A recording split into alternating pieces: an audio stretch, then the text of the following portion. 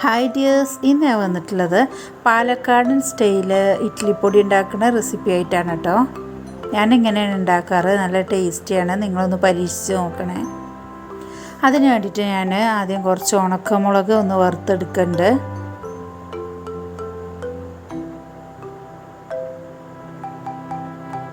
ഉണക്കമുളക് പിന്നെ കുരുമുളകും ഒക്കെ ഇടാണ്ട്, അപ്പോൾ അതിനനുസരിച്ച് എരിവിനനുസരിച്ച് നിങ്ങൾക്ക് എടുത്താൽ മതി. ചിലർക്ക് കൂടുതൽ എരിവ് വേണ്ടി വരും, ചിലർക്ക് കുറച്ച് എരിവേ പറ്റുള്ളൂ. അപ്പോൾ അതിനനുസരിച്ച് എടുത്താൽ മതി. അത് നന്നായിട്ട് വറുത്ത് വരുമ്പോൾ അത് മാറ്റി വെക്കുക. പിന്നെ കുറച്ച് ഉഴുന്നെടുത്തിട്ടുണ്ട്.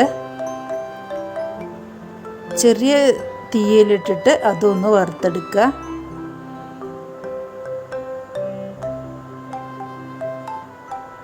അതൊരു ബ്രൗൺ നിറമാകുമ്പോൾ അതും മാറ്റി വെക്കുക.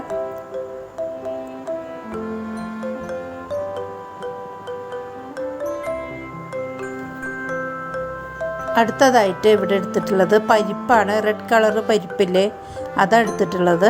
പിന്നെ കുറച്ച് മഞ്ഞ കളർ പരിപ്പും കൂടി ചേർത്തിട്ട് അതൊന്ന് വറുത്തെടുക്കുക.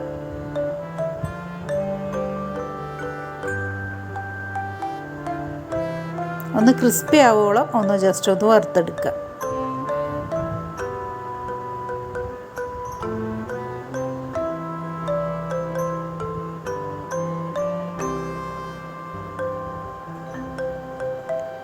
പിന്നെ അടുത്തതായിട്ട് എടുത്തിട്ടുള്ളത് അരിയാണ്.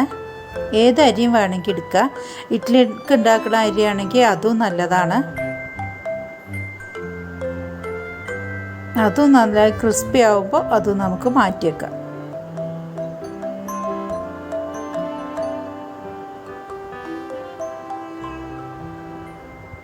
പിന്നെ കറിവേപ്പിലയും ജസ്റ്റ് ഒന്ന് വറുത്തെടുക്കുക.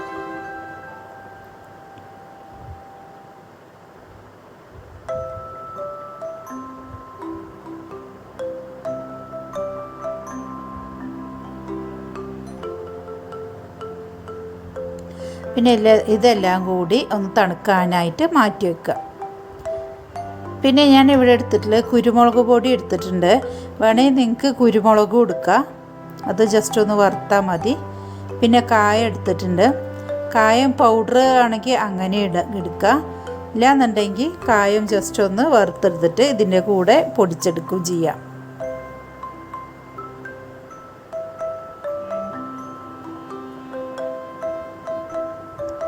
എന്നിട്ട് നമുക്ക് ഇതെല്ലാം കൂടി ഒന്ന് പൊടിച്ചെടുക്കാം.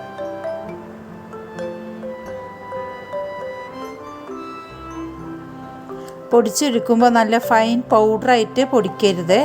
ജസ്റ്റ് ഒന്ന് തരിപ്പോടുകൂടി ഒരു തരിയൊക്കെ വേണം, അങ്ങനെ വേണം പൊടിച്ചെടുക്കാൻ.